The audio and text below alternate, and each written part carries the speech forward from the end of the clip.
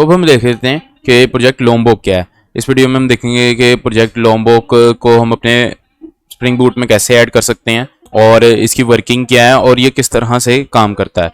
तो सबसे पहले इसकी एक डेफिनेशन देख लेते हैं। Lombok is a Java library that helps reduce boilerplate code by automatically generating common use code. यानी कि ये एक सिंपल जावा लाइब्रेरी है, जैसे हम बाकी यूज़ करते हैं। हमने स्प्रिंग डाटा जेडीबीसी यूज़ की, हमने पोस्टग्रेसक्यूएल की लाइब्रेरी यूज़ की, वैसे ही ये भी एक सिंपल लाइब्रेरी है।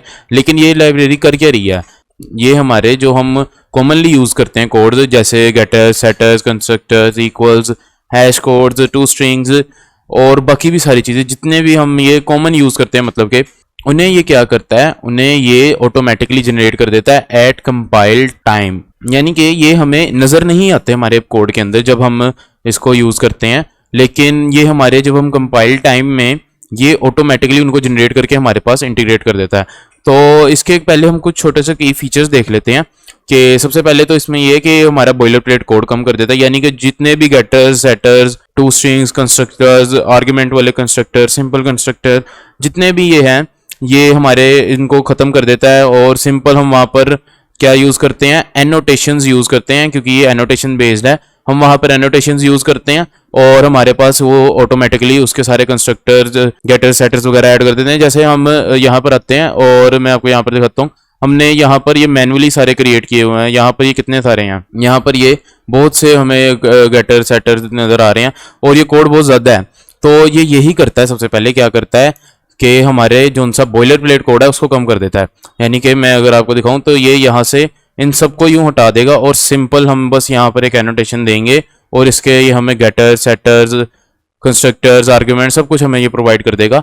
बस हमें यहाँ पर एक एनोटेशन देनी पड़ेगी और ये हमारे पास कंपाइल टाइम के प्रोसेसिंग में होता है। यानी कि ये जब हम प्रोजेक्ट को कंपाइल कर रहे होते हैं, ये उस टाइम हमारे वो मेथड जो उनसे हैं, जो हम एनोटेशन से क्रिएट कर रहे हैं, ये उन्हें कंपाइल टाइम में प्रोसेस करता है। यानी कि ये हमें नज़र नहीं आते हमारे कोड के अंदर, लेकिन ये हमारे प्रोजेक्ट के साथ ऐड हो जाते हैं।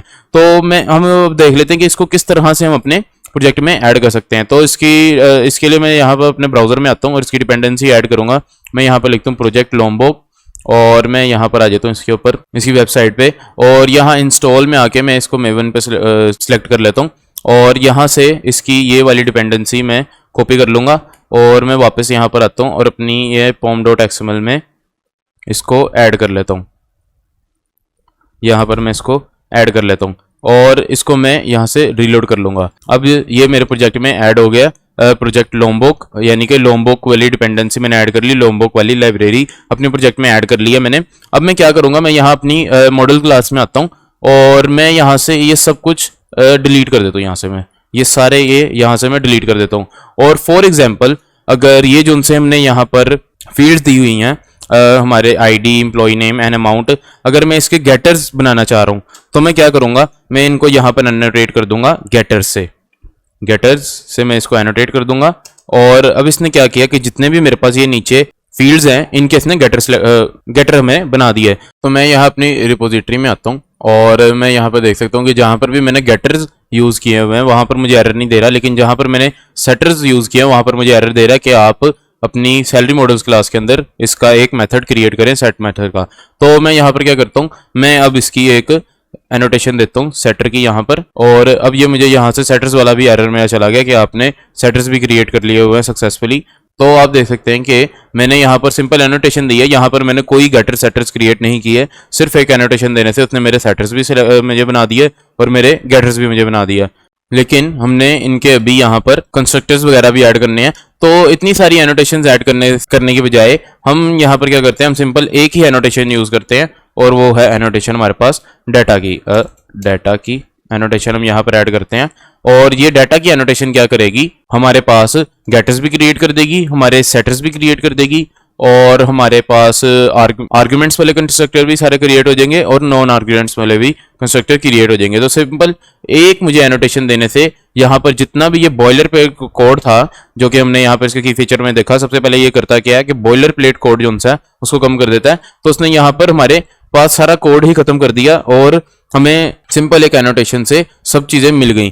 तो इसको मैंने स्टार्ट में इसलिए नहीं बताया था लोम्बोक को, क्योंकि आपको पहले पता होना चाहिए कि सारे काम मैन्युअली कैसे होते हैं ताकि आप ऑटोमेटिक वर्क के पास भी जाएं। इसीलिए मैंने आपको स्प्रिंग डेटा जेडीबीसी यूज करने पे ज्यादा प्रेफरेंस दी थी एज कम्पेयर टू जेपीए, क्योंकि जेपीए भी इसी तरह से ऑटोमेटिक वर्क है सारा। जैसे मैंने यहाँ पर एक एनोटेशन ऐड की और मेरा सारा काम हो गया, जेपीए भी इसी तरह से ही है। लेकिन ऑटोमेटिक वर्क आप तब करेंगे जब आपको मैनुअल भी चीजें आनी चाहिए। अगर मैं आपको यहाँ पर सिंपल ये डाटा की एनोटेशन से बता देता शुरू में ही कि आप एक लोम्बोक को ऐड करें और डाटा की एनोटेशन दे दे, आपके वो गेटर सेटर्स आ जाएंगे, तो आपको मैनुअली काम का नहीं पता चलना था कि एक्चुअल में सारा कैसे हो रहा है। इसलिए मैंने यहाँ पर आपको लोम्बोक को बाद में इंट्रोड्यूस करवाया है और पहले मैंने आपको मैनुअली वर्क पे बताया। तो आपने हमेशा यही करना है कि पहले जो भी चीज है उसको मैनुअली करना, देखना है कि उसकी एक्चुअल वर्किंग क्या है और फिर उसके किसी ऑटोमेटिक वर्क के ऊपर जाना है। तो ये लोम्बोक का एक छोटा सा इंट्रोडक्शन, और लोम्बोक को यूज कैसे करते हैं, लोम्बोक है क्या, और इसमें और भी बहुत सारी एनोटेशंस हैं, जैसे कि हमारे पास टू स्ट्रिंग्स हो गई, हैश कोड्स वगैरह वगैरह। ये सारी बस आप एनोटेशंस दें और आपके पास वो नीचे से उसको क्रिएट कर देगा। अगर आप देखें तो सिंपल एक एनोटेशन से उसने इन सारों का कंस्ट्रक्टर क्रिएट कर दिया, सेटर्स क्रिएट कर दिया, सब कुछ कर दिया। तो ये बहुत एक पावरफुल लाइब्रेरी है जावा की। तो मैं इस पे आपको ज्यादा प्रेफरेंस करूंगा कि आप लोम्बोक को भी अपने प्रोजेक्ट में ज्यादा से ज्यादा यूज करें। तो मिलते हैं आपसे नेक्स्ट ट्यूटोरियल में, तब तक के लिए अल्लाह हाफिज।